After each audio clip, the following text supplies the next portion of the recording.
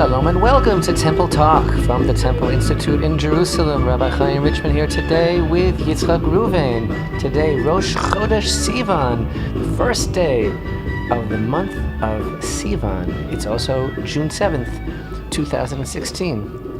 The Shabbat, Parshat Naso, and the Shabbat is the eve of the Festival of Shavuot. And in fact, you are listening to Temple Talk's Shavuot special. And did I mention? I don't think I did. Today is the 45th day of the counting of the Omer.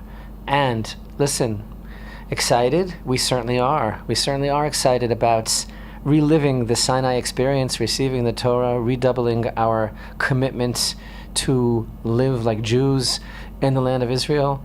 And honestly, that's what this whole period of Sfirat HaOmer, the counting of Omer, has been about. It's been about this almost incontrollable excitement as we shed one after another, layer upon layer, of the dead skin of Egyptian slave mentality, that whole death world that we were frozen in, and we stand upright at the foot of Mount Sinai on Shavuot, ready to receive the Torah. And there's nothing in the whole Torah like the Festival of Shavuot in terms of a holiday, a festival that is just so connected to the land of Israel. Shavuot, the Festival of Weeks, you want to call it, is the festival par excellence of Eretz Yisrael, of the land of Israel. Can't bring the Bikurim from your garden in your backyard in Los Angeles. You might have a tangerine tree there. You might even have a pomegranate, which is one of the fruits of the land of Israel. But Bikurim, the first fruits, are only from the land of Israel. Not only that, when we talk about the Bikurim, the first fruits of the land of Israel, the real concept of the Bikurim of Torah is the twin loaves, is the special offering of the 2 loaves of wheat bread that are brought in the Holy Temple on Shavuot, that signal the beginning of the new period of the new grain that can be eaten in the land. And it happens to be also that festival is the first day of the time frame within all the people in the land of Israel can begin to bring the first fruits up to the Holy Temple. Let's just back up for a minute. I'm just on Shavuot, on steroids here. I'm so excited. And I know that Yitzchak Reuven also is remarkably awake. He just had a very strong cup of coffee. I just want to say a little bit about the month of Sivan. First of all, the month of Sivan, so of course in the Torah it's called the 3rd month, right? And I got to tell you that it's Mazal, its astrological sign is none other than Te'omim. Twins. As in twin loaves. Oh, as I in hadn't even two thought. 2 luchot, 2 tablets of the Yes, law. I hadn't even thought of the twin loaves. Well, the twin, the Gemini of Sivan is the 2 tablets. It is Moshe and Aaron. And on the deepest level of all, it's me and you. Yes, it's God and Israel is what it really is all about. And I got to tell you the most remarkable thing. First of all, again, It's about Sinai and the Temple Mount. Wow, Yitzchak, you're doing very well. That is absolutely true as well. You know, the month. So the Torah is given on the 6th day of Sivan, which, by the way, that year was a Shabbat, according to all the opinions. The Torah was given on Shabbat. And the month is extremely characterized and influenced by the Festival of Shavuot. As a matter of fact, the first 12 days actually have a holiday bearing or a holiday significance because of all of the offerings that were brought by the people that they weren't able to process so many people in one day, and therefore there was an extension that is given for many of the private offerings that were brought over another few days in the Holy Temple. I also want to point out that the festival has a number of names in the Torah itself. 4 names, actually. In Exodus 23, it's called the Harvest Festival. And it's called Chag, the Festival of Weeks, in Exodus 34. There it says, "V'chag Shavuot taseh lecha bikurei k'tzir chitim." There it says, you shall make for yourself a festival, a feast of weeks, the first fruits of the harvest of your wheat. And in Deuteronomy 16, it says, "V'asita chag Shavuot l'Hashem Elokecha." You shall make the festival of Shavuot for Hashem your God, and it's called Yom HaBikurim, the day of the first fruits, in Numbers 28. Our sages of blessed memory gave it another name, which doesn't appear in the Tanakh, but they referred to it as Atzeret, which basically means an assembly. But the root of that word really is about stopping still, the assembly. And the reason that the Chachamim, the wise men, called it that is because, and this isn't really a mind-bending idea, is because it's really considered like the 8th day of Pesach. Right. In other words, it's Pesach in the land of Israel is 7 days. And this is the Atzeret, as it were, like Shmini Atzeret you're probably thinking of, right? The 8th day of assembly that follows Sukkot, which is a holiday unto itself. So too the Atzeret, the assembly, the stopping, the standing still, as it were, in rapt awe of Shavuot, is the 8th day of Pesach. And again, it's something that we've mentioned many times. The days of the Sphira are not interrupted. They're one long Chol HaMoed, one long intermediary days between the first and second days of the holiday, between Passover and Shavuot itself. And whoever has really lived through these days of the counting of the Omer and tried, really striving and yearning to internalize the message of spiritual growth during these days, whoever has done that can testify that this is what I would have to refer to the way the Torah refers to as the menorah. This is miksha achat. This is one seamless, solid piece of time. This is one piece of time that we are involved in now, and we feel, the thrust of leaving Egypt and having to calibrate to receive the Torah. And again, it's the holiday of Eretz Israel. It's the holiday in praise of Eretz Israel. The Torah was given in the Sinai desert and was intended to bring the people into the land of Israel to live their lives forever. And again, the most remarkable lesson of all lessons, I think, regarding this whole amazing concept of the centrality of the land of Israel. First of all, again, what am I saying? All the pilgrimage festivals, Sukkot and Pesach, it's all about leaving your home and going up to Jerusalem, going up to the temple. But because Shavuot is so, focused on the agricultural aspect of the land, it's inseparable from the land. But I want to say more than that. I want to say much deeper than that. Everybody knows that the way that we honor Shavuot in our time, and have done for many hundreds of years, is by staying up the whole night and studying Torah. Those who may, those who can, those who have the physical ability that it won't make them so tired that they won't be able to bring their morning prayers properly in the morning, are encouraged to stay up the whole night and study the Torah. And this is seen by the Kabbalists as some sort of tikkun, rectification for the teaching that the Jewish people overslept that morning and God needed to wake them up, and which, by the way, is not intended as a criticism that the Jewish people were not motivated enough to receive the Torah. Instead, it's rather this idea that they were in a very deep and cosmic kind of sleep. Anyway, the point is, so it's a very beautiful custom. It's a very great honor to the God of Israel and to His Torah, to see the study houses, the synagogues, the yeshivot, private homes full with the lights on all night, and people study Torah, and then they pray at the first ray of dawn, which is the most preferable time to pray the morning service. But the interesting thing is, how old is that custom? That custom is 500 years old? Well, by our standards, as our people are very, very old, that custom is not that old. Now, staying up the whole night and studying the Torah is lauded in the Zohar, in the Holy Zohar, which is ancient, okay, in terms of hundreds and hundreds of years, it having been revealed. Of course, traditionally, we believe it was authored by Rabbi Shimon Bar Yochai. But there isn't any mention in the Torah itself of that custom. The entire way in which the Torah prescribes Shavuot to be observed is by bringing the first fruits to the Holy Temple.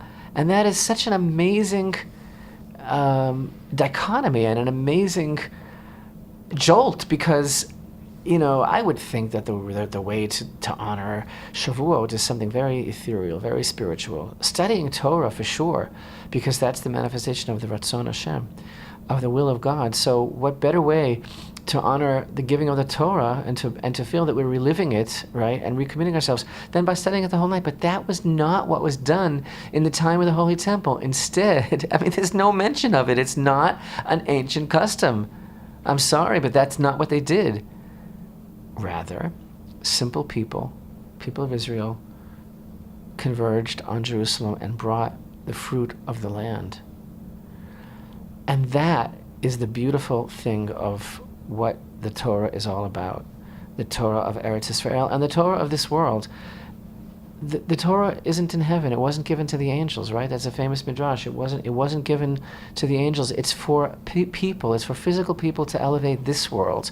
And what an incredible statement of testimony to what Torah is, what real authentic Torah is, demystified and intended for people to live their lives as a moral code and to change themselves and to change the world, not to sit back and roll their eyes and meditate in smoke-filled rooms about how ooh. No, to be real people. What an incredible testimony that the way that Shavuot is observed is by bringing. Because I would think, what do fruits have to do with the Holy Torah that was given from heaven? Oh, exactly. That's what the Torah is all about.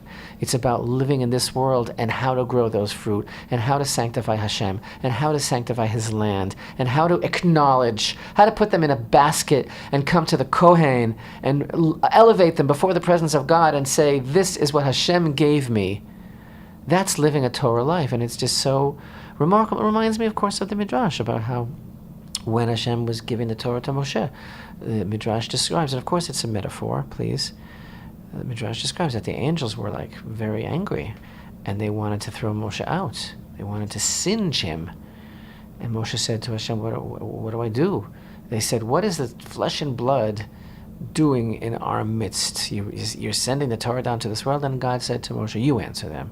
What did Moshe say to the angels? He said, well, it says in the Torah, I can't say exactly if he said it in this accent or whatever, but he said, well, it says in the Torah, honor your parents. Do you have parents? It says in the Torah not to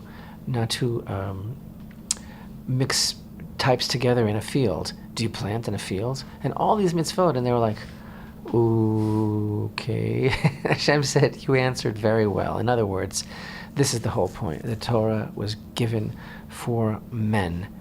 And that's what Shavuot is really all about.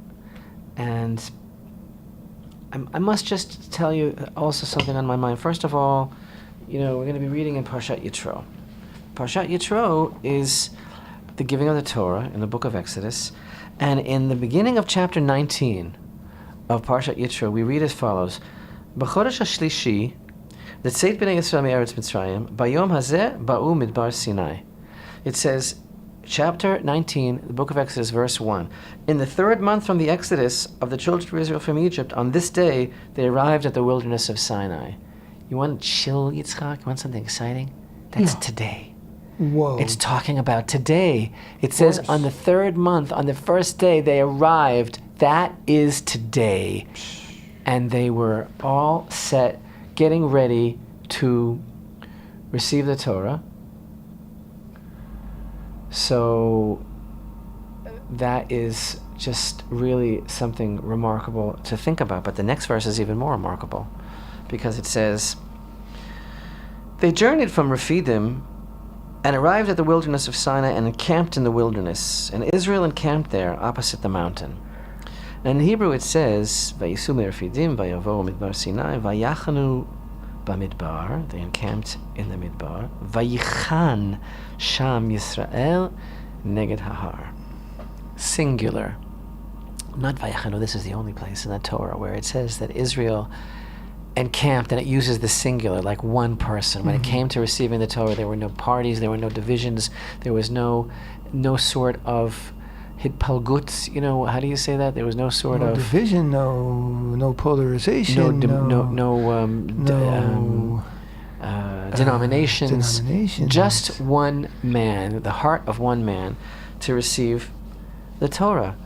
But one of the most remarkable teachings of all regarding the event of the Sinai Revelation, wherein, of course, we have studied about it so much and shared about it so much over the years, how there was a total abrogation of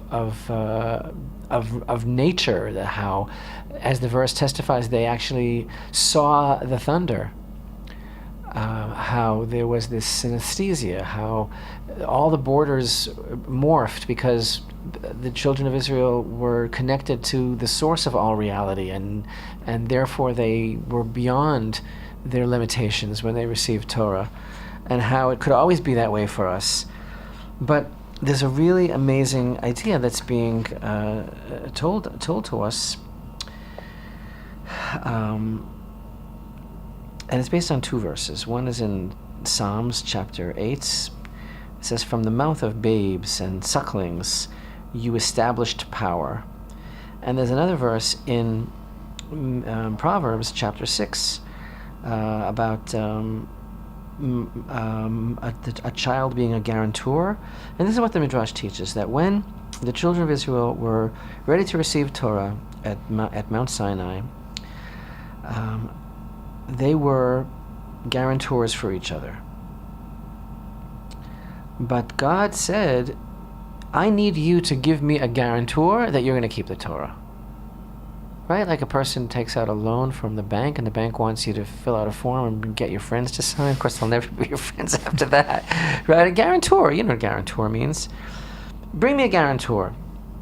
So they said, well, and this is the Midrash, and of course it's a metaphor. It's very, very beautiful. They said, well, the forefathers are our guarantor, Abraham, Isaac, and Jacob. And God said, that's not going to do it. And they offered up different ideas who could be a guarantor. And finally, they said, our children will be our guarantor, our children forever, in every generation. And that was the guarantor that God accepted. And that's a very, very amazing idea, because it bespeaks the continuum and the importance of giving over Torah and the legacy and the future generations, and how, as the Torah itself says, God made a covenant with those that were there that day and those that were not there that day. It's for all time. It's not an option. It's not a question of something we might want or might not want. You can't opt out. And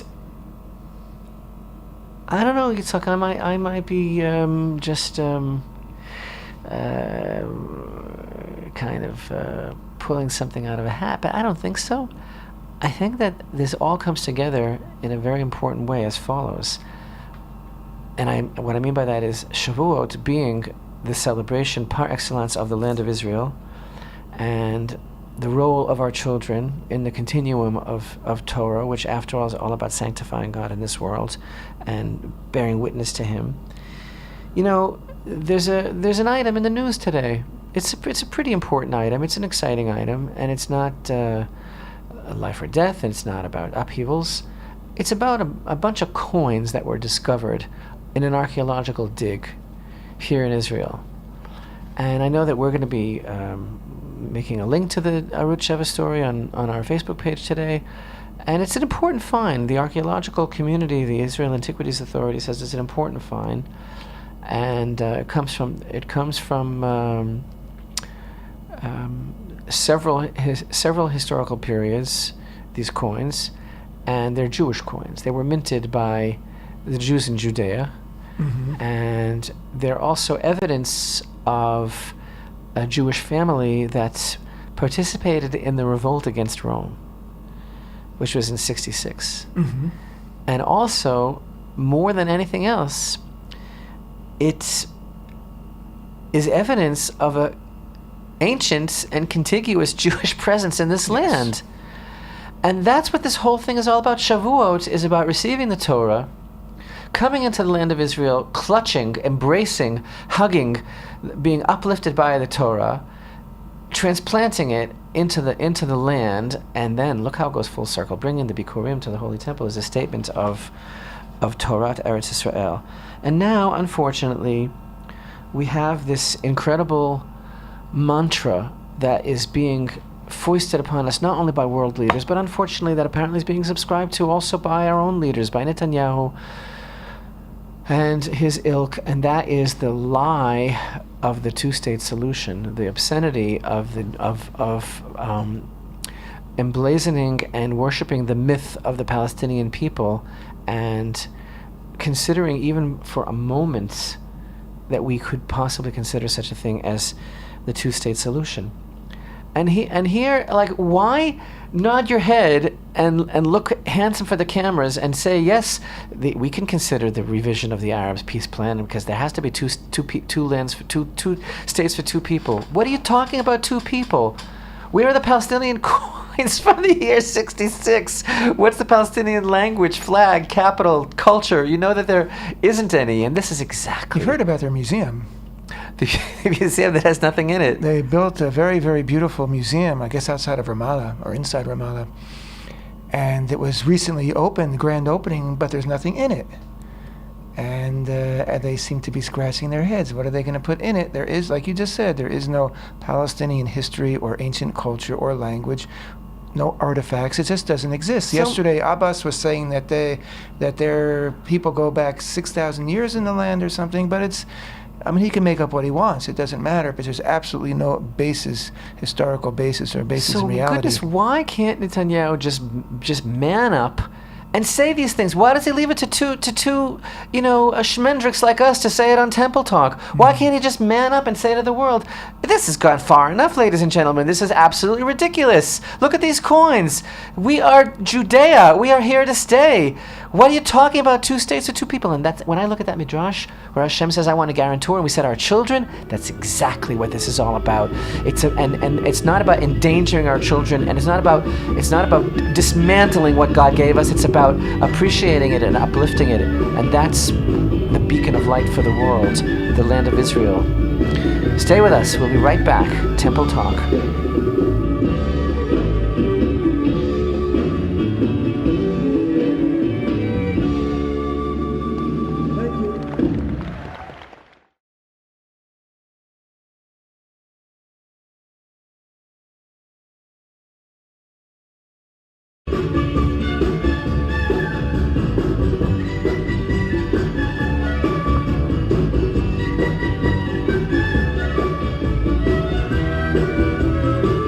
Shalom and welcome back to Temple Talk. Today is Rosh Chodesh, the first day of the new month of Sivan, 5776.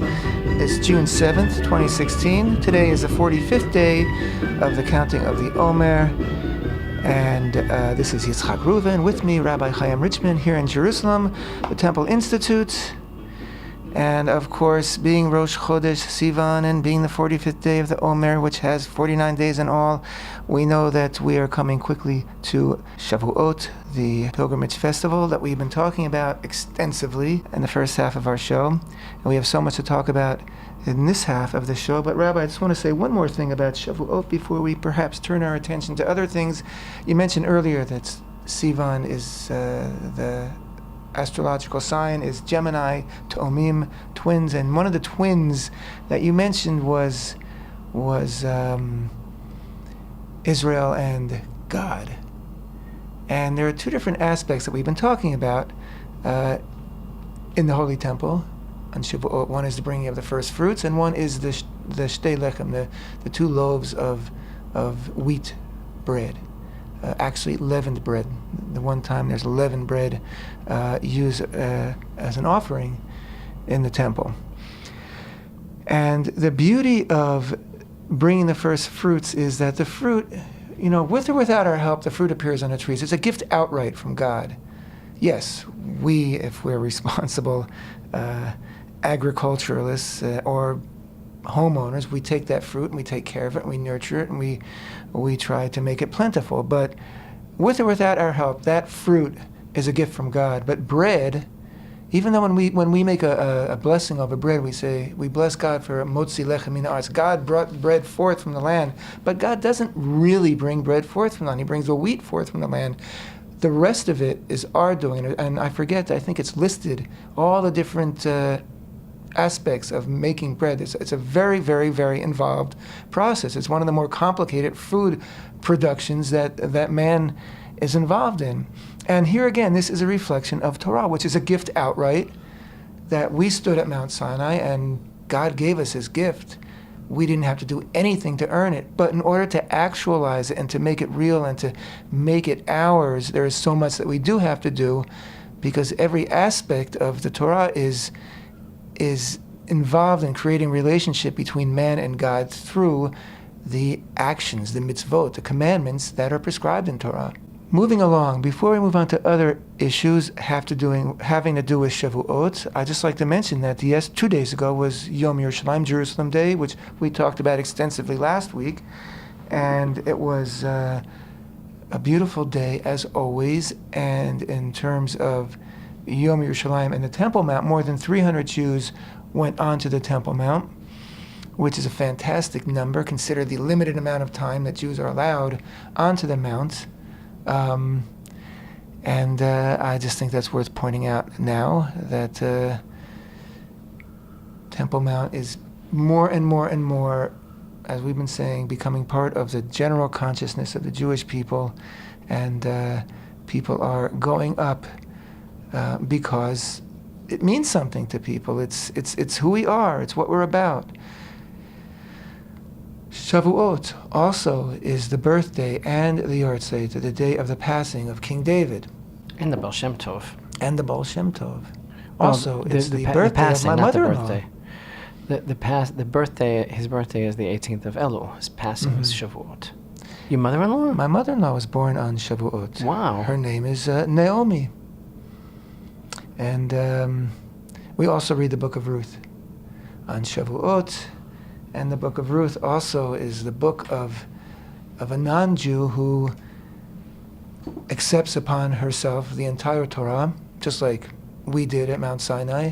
So reading it on the day of the receiving of Torah is very appropriate. Also, it centers around the wheat harvest in Israel, and actually in the town of Bethlehem, Beit Lechem.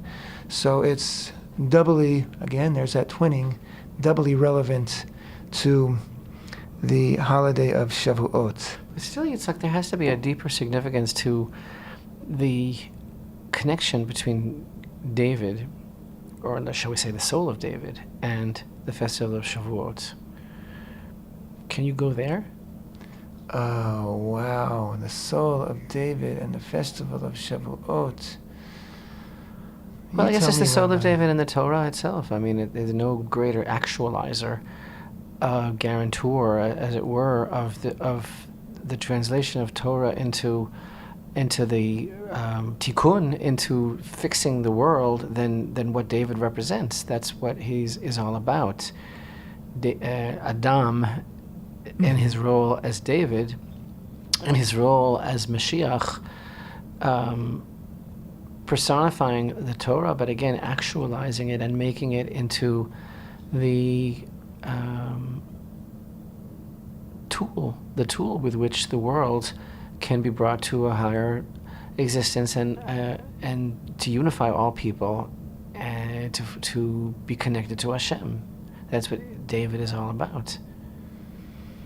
May I just make an aside? Speaking of tikkun, perfecting the world, making the world a better place, may I mention in this context, Rabbi, your upcoming trip to the United States? We will be speaking in a number of towns in Minnesota and in Texas. And have you got the dates in front of you, Rabbi? You don't. Yes, I do. I'm gonna get the dates right now. We're going to be in. You're going to be in Minneapolis on the 21st and 21st and 22nd of June. In 2 weeks. Wow. Yes. The venue and time, I think, is posted on the Temple Institute's website, as well on the events page, as well as Facebook. we're going to be speaking in Lubbock, Texas on June 26th, in Abilene, Texas on June 28th, and in Humble, Texas, which is actually part of Houston, on the 29th of June. So, if you can, be sure to be there. It's well worth it. I know from personal experience, and I've heard it from many others, that when Rabbi Richman's in town and Rena Richman, you do not want to miss them. Well, Yeah. what are you going to do in my absence, Yitzchak? Are you What going am I going to do in your absence? I think I'm going to buy some bait and go fishing. Just kick back. Actually, Rabbi, there's plenty to do, even in your absence. But you'll be back soon.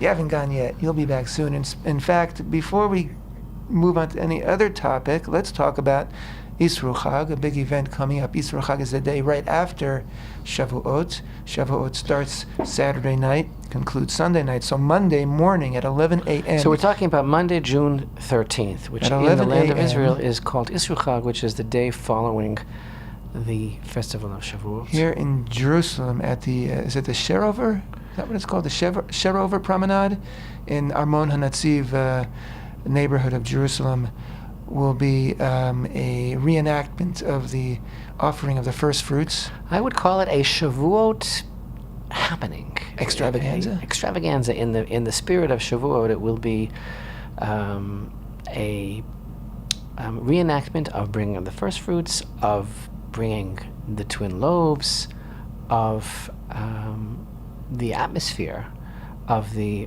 festival pilgrimage. And There will be a Levitical choir. yes, there will be not only Kohanim attending to this practice drill, but it will actually be I'm not a political commentator or a pundit.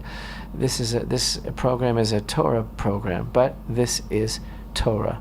Eretz Yisrael is Torah. Living a Jewish life is Torah. And if someone comes along and tries to pull the wool over our eyes, I think it's our duty to stand up and speak the truth. And again, I'll take it with me to, as far as I have to.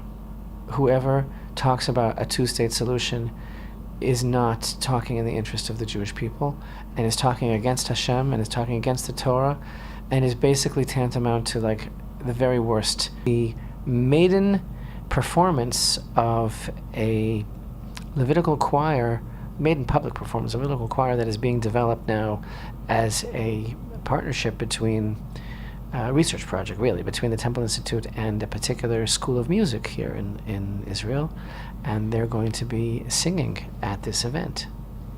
And of course, we will be posting photos, perhaps some footage from the event. But if you are here in Israel, and especially I think on Yisro Chag, the children don't go back to school, this is a fantastic opportunity. Very wonderful for children. event for children and families. And again, it is the very fact that such events take place is the greatest statement of testimony to the total change of atmosphere and change of priorities that is being felt in Israel, where there are so many people that are recalibrating and focusing on the lack of the Holy Temple, preparing for the Holy Temple, wanting to do as much as possible just to show that we care and are preparing for the Holy Temple. And so events like this that years ago might have gone unmentioned now draw very, very large crowds. And it's really a beautiful statement of faith. They're also attended by major personalities, by political personalities, by important rabbinical figures, and again, that just shows that the tide is shifting, and that it is becoming irrevocable fact that the gears have been set in motion, and there's no turning back. And this people here is looking for the building of the temple and not letting it go, not letting it go, and certainly not dividing the land. And you mentioned something earlier in that context, Rabbi, off mic, about a statement that the newly installed defense minister here in Israel made. Listen, again, first of all, if we can just be frank, what did I say in the last show? Like, why do the two of us have to be the ones to talk about this? Why can't Netanyahu ring it from the halls of the Knesset and in every world capital? Instead, first of all, this is what he said. He said, and I quote, that Israel is willing to negotiate with the Arab states with revisions to their 2002 peace initiative so that it reflects the dramatic changes in the region. And by the way, I don't even know what he's talking about when he says that, since it was presented. He said it would include the, and I quote, goal of 2 states for 2 peoples. That is just so horrific for the leader of Israel to say. Lieberman said he agreed with Netanyahu that there are some very positive elements in the Arab initiative that could make for a serious dialogue with all the neighbors in the region. Okay, so, when Lieberman was designated as defense minister, a lot of people were like just hyperventilating, and they were saying, oh, this is such a hard-liner. He's such a hard-liner. There's no such thing as a hardliner in the Likud, by the way. That is for sure. But listen, then he goes and says, Avigdor Lieberman, the new defense minister, who decided apparently to appear as pragmatic as possible, he said, like the first day he was in office, this is his quote, I can barely say these words. He says, when there is a conflict between the values of the unity of the nation or the wholeness of the land, the unity of the nation comes first.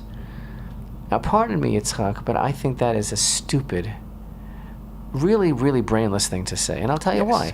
Because I don't think that one excludes the other. Exactly. I don't think that there can be unity of the Jewish nation without Jewish land. And by the way, this sheep in wolf's clothing has never been a true Zionist because he supports a 2-state solution. And excuse me, I'm not a political commentator or a pundit. This program is a Torah program, but this is Torah.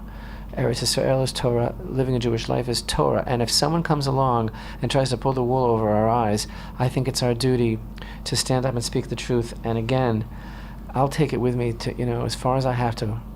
Whoever talks about a 2-state solution is not talking in the interest of the Jewish people, and is talking against Hashem, and is talking against the Torah, and is basically tantamount to like the very worst, heinous sin of the Torah, idolatry. That's what it is. And so let's just call it what it is. By the by, as long as we're talking about it, another sham is the idea that mentioning, quote, 2-state solution is some kind of expression of pragmatism. There's nothing pragmatic about it. It's just untenable. You can't have 2 states for 2 people when there's only one people, and when that land belongs to that one people. For 25 years, for 30, for 50 years, since 1947, since the Balfour Declaration, they've been talking about 2 states for 2 people. And there's no 2 people, and there's no 2 states, and it's not going to be, and there's nothing pragmatic about it. On that note, and on my last trip to the United States, I spoke very extensively over a month. This is a very short trip that I'm taking now, but that was a very long trip, and I spoke extensively to very, very varied and large audiences about the myth of the Palestinian people. And I even quoted the famous Palestinian leader who said that we made it up. It's just another ploy for pan-Arab unity, and it's just another way to destroy Israel. But the fact is, all the haters in the world who talk about the Palestinian refugees, overlook the fact that there were less than 500,000 of them, because all the propaganda has doubled it and tripled it, and the fact is that those refugees left because they had orders from their leaders to make it easier for the advancing armies of 7 Muslim countries to kill all the Jews in the newly founded state of Israel. And so now, of course, everything has been institutionalized by the institutionalized anti-Semitism of the United Nations. So we count all their descendants as refugees, which of course is not done for any other group of refugees in the world. And at the same time, of course, not mentioning the 850,000 Jews who had to leave Muslim countries due to the pogroms against them.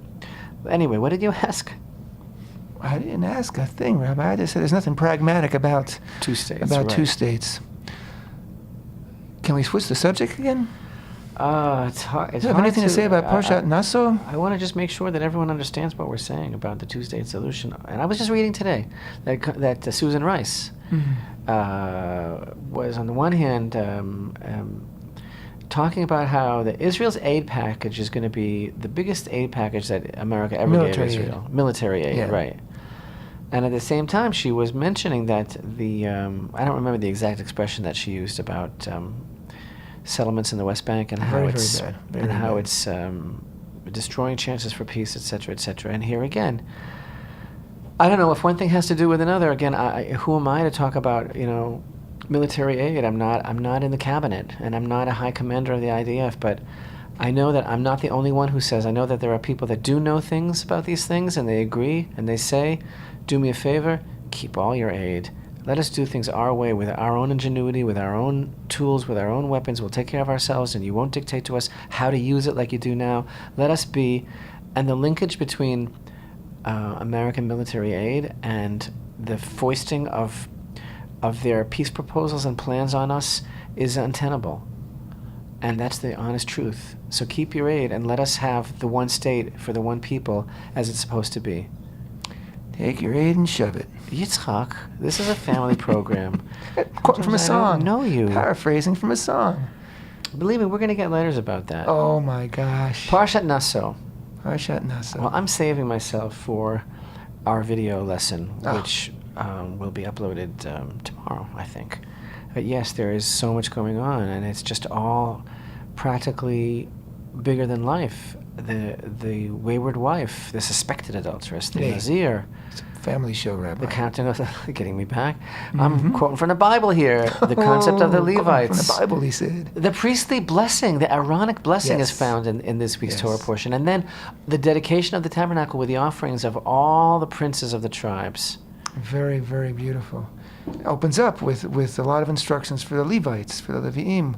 If Vayikra, Leviticus, gave instructions as to the work, the avodah of the Kohanim, then I would say these first few chapters of the book of Numbers earn it the title the book of the Levites, because there's a lot that the Levites had to do, especially in that era in the desert, concerning the assembly and disassembly and the moving of the tabernacle throughout the desert. And we also had that beautiful description of how the cloud of glory would lift up when it was time to move on and settle down when it was time to stop and rest again in one site in the desert. And again, all these different things that we're talking about point to the fact that Israel was poised on entering the land of Israel at this moment. And again, how beautiful that we're discussing Shavuot right now, because Shavuot is the festival, like you said before, of the land of Israel, bringing the first fruits. And here, the nation of Israel is ready to enter. And then, of course, things happen. Things happen in the desert that postponed Israel's entry into the land for another 39 years. And therein lies the whole, difficult dynamic of the book of Numbers that we're going to be getting into as we transverse from the generation of leaving Egypt that became the generation of the desert. That's not the generation that entered into the land. Yeah. Generation that entered into the land is their children. And again, that same generation that stood at Sinai and received Torah, like you said, was not the generation that would go in and actually actualize Torah. And that also seems to have a sort of a twinning there. It wasn't supposed to be like that. They were supposed to have been able to do it, but they couldn't. Right. And that is... That 49-day ascent that we're going through now, which they did do in order to receive Torah at Sinai, but they couldn't make the next step, I guess, to actually enter into the land. Because they were humans. I mean, as high as they were, the spiritual level they were on was immense. They ate food from heaven for 40 years, but they were humans, and I think they were very conflicted. But therein lies the beauty of that generation, and this is the generation that God gave the Torah to, this conflicted generation. And I think precisely because they were conflicted is why they received the Torah, because that's who we are as people. and they ultimately were a very holy and unique generation, but they fell short of their potential, and that's the greatest tragedy of And all. that's our responsibility to pick up on And here again, push back on to through. Shavuot. Receiving the Torah is designed to allow us to reach our greatest potential. Right. Rabbi, we're getting close to the end of the show, so I'd like to take a moment first to remind people of your upcoming trip to the States. All the information, the dates, etc., contact information, venues can be found on our website and our Facebook page. To remind people again that on Isru Chag, on Monday the 13th it is, at 11 a.m. will be a beautiful reenactment of the Bikurim, of the First-Fruits ceremony here in Jerusalem, and to wish everybody a very, very beautiful, special, happy Shavuot this coming Saturday night, Sunday. Chag Sameach. Chag Sameach. Shavuot. From all of us here at the Temple Institute, thanks for being with us. Temple Talk.